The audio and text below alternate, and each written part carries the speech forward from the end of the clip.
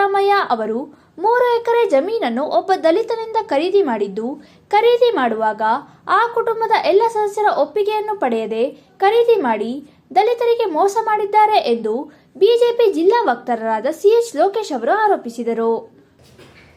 3 ಎಕರೆ ಚಿಲ್ಲರೆ ಜಮೀನನ್ನ ತೆಗೆದುಕೊಂಡು ಒಬ್ಬ ದಲಿತನಿಂದ ಅಹಿಂದ ಅಂತ ಹೇಳ್ತಕ್ಕಂಥ ಸಿದ್ದರಾಮಯ್ಯನವರು ಆ ಕುಟುಂಬದ ಬೇರೆ ಬೇರೆ ಸದಸ್ಯರ ಒಪ್ಪಿಗೆ ಇಲ್ಲದೆ ಒಬ್ಬ ದಲಿತನಿಗೆ ಮೋಸ ಮಾಡಿ, ಇಲ್ಲಿ ಅಹಿಂದ ನಾಯಕ ಅಂತ ಹೇಳ್ತಕ್ಕಂಥದ್ದು ಒಬ್ಬ ದಲಿತನಿಗೆ ಮೋಸ ಮಾಡಿ ದೇವನೂರು ಇರ್ತಕ್ಕಂಥದ್ದಲ್ಲಿ ವಿಜಯನಗರ ಇರ್ತಕ್ಕಂಥದ್ದು ಹಾರ್ಟ್ ಆಫ್ ದಿ ಸಿಟಿ.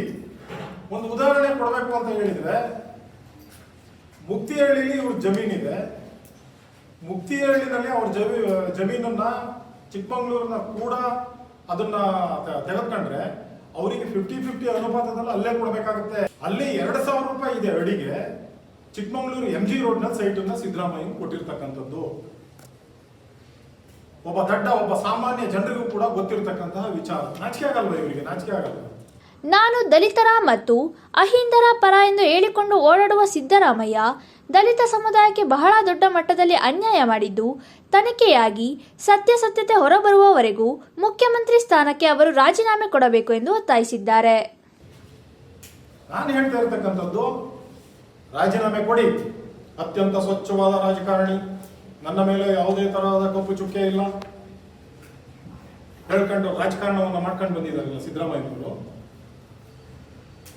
ತನಿಖೆನೇ ಬೇಡ, ಇದಕ್ಕೆ ರಾಜೀನಾಮೆ ಕೊಟ್ಟು ತನಿಖೆ ಮಾಡಿಸ್ಲಿ. ರಾಜೀನಾಮೆ ಕೊಡೋ ತನಕ ಭಾರತೀಯ ಜನತಾ ಪಾರ್ಟಿಯ ಹೋರಾಟ ನಿಲ್ಲಲ್ಲ ಅಂತಕ್ಕಂಥ ಮಾತನ್ನ ಈ ಸಮಯದಲ್ಲಿ ಹೇಳೋದಕ್ಕೆ ಇಷ್ಟಪಡ್ತೀನಿ.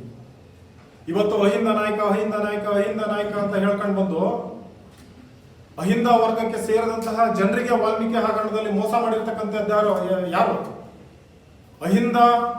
ಅಹಿಂದ ನಾಯಕ ಅಂತ ಹೇಳಿ ಅಹಿಂದ ವರ್ಗಕ್ಕೆ ಮೋಸ ಮಾಡಿರ್ತಕ್ಕಂತಹ ಒಬ್ಬ ನಾಯಕ ಇದ್ರೆ ಅದು ಸಿದ್ದರಾಮಯ್ಯ ಅಂತಕ್ಕಂತಹ ಮಾತನ್ನ ಈ ಸಮಯದಲ್ಲಿ ಹೇಳೋದಕ್ಕೆ ಇಷ್ಟಪಡ್ತೀನಿ. ಭಾರತೀಯ ಜನತಾ ಪಾರ್ಟಿಯವರ ಬಗ್ಗೆ ಗೂಬೆ ಕೂರಿಸ್ತಕ್ಕಂತಹ ಕೆಲಸವನ್ನ ಇನ್ನು ಮೇಲಾದ್ರೂ ಸಿದ್ದರಾಮಯ್ಯನವರು ಬಿಡಬೇಕು. ಹೋರಾಟ, ಪ್ರತಿಭಟನೆ ಈ ಪ್ರಜಾಪ್ರಭುತ್ವದ ವ್ಯವಸ್ಥೆನಲ್ಲಿ ಎಲ್ರಿಗೂ ಕೂಡ ಇದೆ. ಭಾರತೀಯ ಜನತಾ ಪಾರ್ಟಿಗೂ ಇದೆ, ಕಾಂಗ್ರೆಸ್ಗೂ ಇದೆ, JDSಗೂ ಇದೆ, ಎಲ್ಲ ಸಂಘಟನೆಗಳಿಗೂ ಕೂಡ ಇದೆ. ಸುದ್ದಿಗೋಷ್ಠಿಯಲ್ಲಿ ಬೀಕನಹಳ್ಳಿ ಸೋಮಣ್ಣ, ಹಿರೇಮಗಳೂರು ಪುಟ್ಟಸ್ವಾಮಿ ಉಪಸ್ಥಿತರಿದ್ದರು.